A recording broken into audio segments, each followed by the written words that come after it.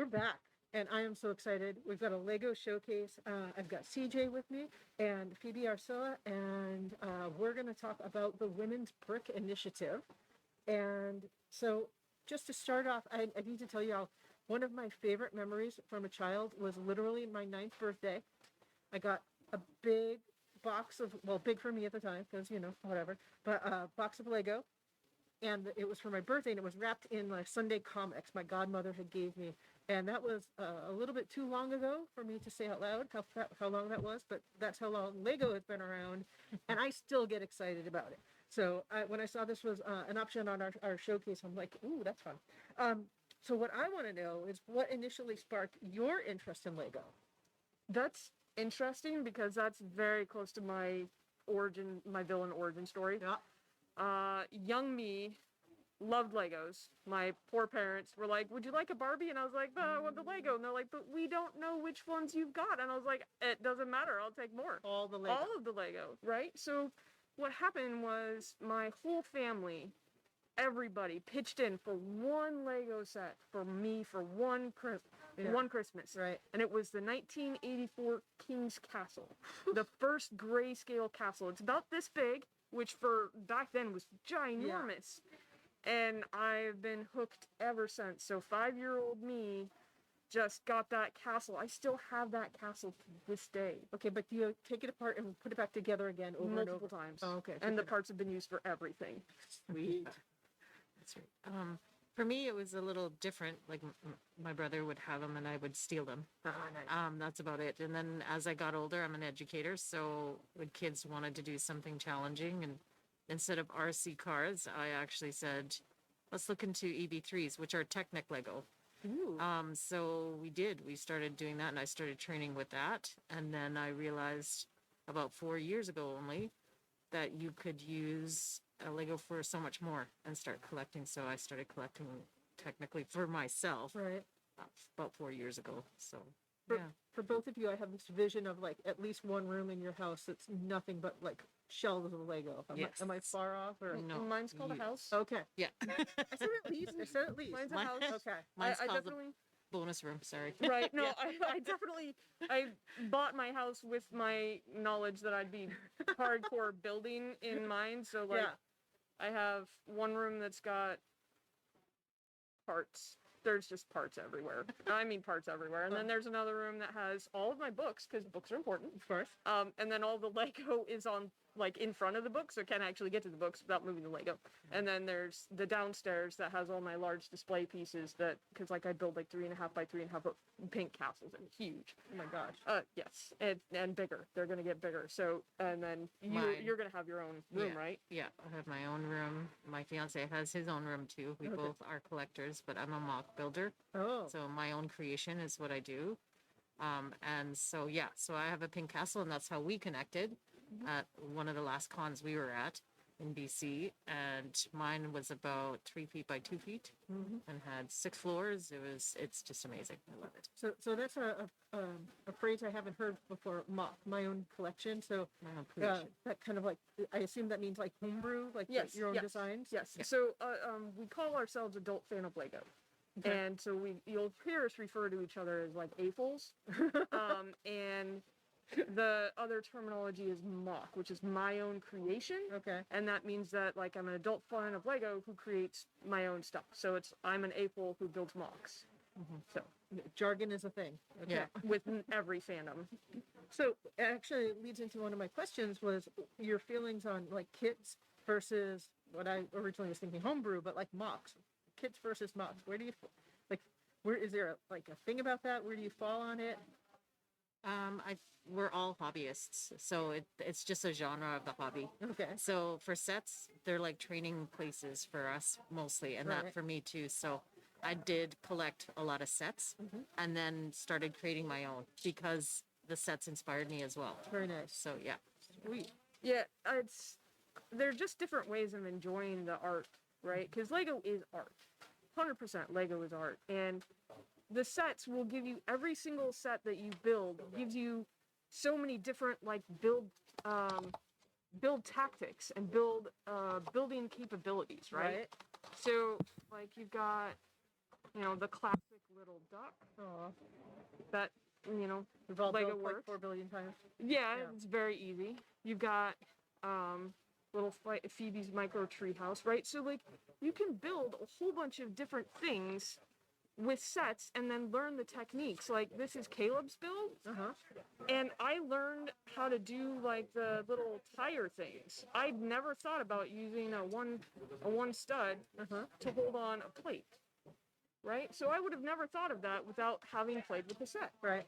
So you learn by building from the sets, but then if you want to create your own stuff, that's cool too. Yeah. Like it's great. Whatever you want to create is on you. Well, it's kind of a combination of both art and a puzzle in some ways. Exactly. Yeah. So, I was talking with my wife about this. She just doesn't quite get Lego, and I'm like, that's cool.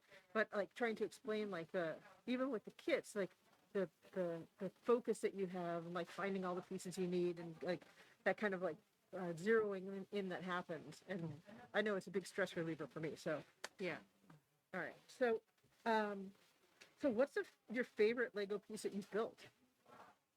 Well, I have two, but number one is, well, Hello Kitty, of course. So I've created a Hello Kitty, and I actually had one diorama of Hello Kitty, and the other one was a little 10-inch doll, and I morphed them together into one, and I call it I Dream of Terminator Kitty. Because the diorama actually has like a Terminator-looking kitty, badass. That's awesome. Kitty, so yeah, it's fun. And the other one is my pink castle. I love it. It's a labor of love. It's huge.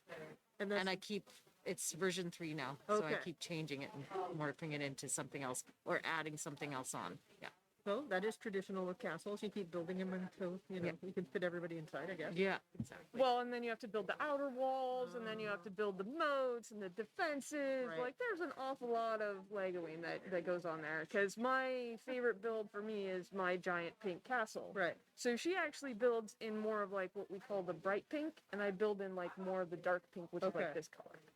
So we actually met at BrickCon, BrickCan, yeah. up in Vancouver, Canada, earlier this year, and she had this giant bright pink castle, right? So you had to zero And- in on that. Well, I didn't see her build until after I'd set up my build, which was a dark pink castle. Right. I look over and I was like, wait a second, Uh-oh. wait a second, who are you? And I was like, we need to display together. Together. And then we did, and it was amazing. I'm glad you went friends So- instead of enemies, because that could have gotten ugly. Have a little war between your castles. Well, we So- actually did. No, Well, our castles combined to fight off the skeleton army. Okay. yeah. Oh, right. Because the only really good violence is against the skeleton army. That's fair. Right? Because everyone else were just people trying to get along. Yeah. Yeah. But the So- skeleton army, they're never the I mean, they're biggest. skeletons. Yeah. They're a skeleton army. They decided to come together as an army. What good can come from that? Exactly. All right. All right. What changes, if any, have you noticed in Lego and their approach to designing and marketing toys for girls, because we're in GeekGirlCon here, and or products for girls and women? Ooh, so this is a fascinating question Okay. because when Lego was first started many, many, many decades ago, it's actually written on their wall in both Danish and in English because it's a Danish company. They're in Denmark. They are to create toys for boys and girls. Right. Lego has never been designed to be a gendered product. It's only the marketing in our current environment that makes it like, oh, Lego's a boy's toy. But it was never intended to be like that. Right. I remember that. And I've kind of wondered, like, is it marketed differently in Europe than it is in the US? Like, are we more gendered here? So in about 2013-ish, the Lego group did a study on the different types of builders. Like, why do girls build? Why do boys build? And they actually introduced the Friends line. Right. And the very first Friends line was good for what it was. It introduced new colors, new themes, got a lot of stuff off the ground, but it wasn't as substantial, right? Right. So like you wouldn't get as many brick in order to build the same size building. Right. But now the friend sets, like the new mansion that came out earlier this year, the ski slopes, like the friend set is definitely superseding the normal city stuff, Right. which is fantastic. So the Lego group continues to move forward with providing more color and more different varieties of builds. Especially botanical gardens, or sorry, botanicals as well. I've noticed that on the botanicals, they look super like intense and Yeah. complicated. Yeah, Very they're cool. very complex. Yeah. All right. So what steps could Lego take to make their products more inclusive and appealing to girls without relying on those typical feminine colors and themes? I want to say that it was, I think it's moving towards that with botanicals and plants. Okay. And they're, again, the release of botanical gardens even is not in typical female colors either. Right. The flowers, of course, are going to be, but everything else surrounding it is just like white Lego, Right. and I think frames and stuff too. And so, and we have a lot of things that appeal to adults as well too. So they become so much more technical, like shaped. Yeah. They're not just the blocky block that we used to play with when we were little. Right. The basics. Yeah, The basic yeah. sets. Yeah. I would also suggest that Lego has always been genderless. It's Yeah. just been the people that buy it that are like, you walk down the aisle and, you know, you have people that are like, oh, I'm only going to buy the boys' toys for my boys. I'm only going to buy the girls' toys for the girls. But Lego is universal. So Lego's actually made a lot of really good forward motion, making half their minifigures women, adding space programs for the Friends characters, having stories for all their storylines. Yeah. They're doing a really good job, but I mean, there's still always room for improvement because I would love to see a marketed pink castle with all of the design elements. I would love to see that. do They you- were you would great. like to They also design have that. yellow. Like they just need to one up, Yeah. right? You want to design that castle? I would love to. Excellent. All right. I would love to. So that's it. Tell us more about the Women's Brick Initiative and how folks can get involved. Okay, so we have our social media contacts right here on there. And you said this is a global. It is a global, it's a recognized, what we call Lego user group. Okay. It's an online recognized Lego community. Those are our social media pages. We really do a lot of research to help women and girls get more involved and to figure out why we build. Like, where did we come from? Because we did a survey, my research partner and I did, Yep. and it's still an ongoing survey. And what we found from the first set is that 55% of the women that took our survey have been building over half their lives. Oh yeah. So women have always been here. Always been here. Yep. It's just we haven't been very obvious about it. And there's a lot of, like, for Phoebe, you felt like you needed permission Yeah. in order to build, to enjoy this child's toy. Well, Yeah, you were also exactly. stealing it from your brothers, Yeah. so that, Yeah. that might have something to do with it. Well, but now, Yeah. you know, I think in norms, like there were norms back then that were like, oh well, girls play with dolls, boys play with bricks, Right. right? So I think that's just a generational thing for sure. Oh, totally. Yeah, and yes, permission. Like when I became creative, it was like, here, have a whole bunch of bricks, play, Right. and that was it. I dove in. because we absolutely play with our Lego.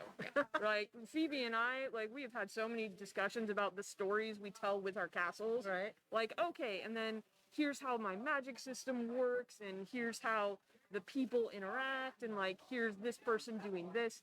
So we absolutely play with our Lego. This is the economic system I made up just for this. All right, so we need to wrap it up. This has been fantastic. Up next, we've got, we need to get ready to laugh because our last piece of content for GeekGirlCon, day one, is the Gaggle of Geeks comedy show. So we got to get a gaggle to get the gags on at the comedy show.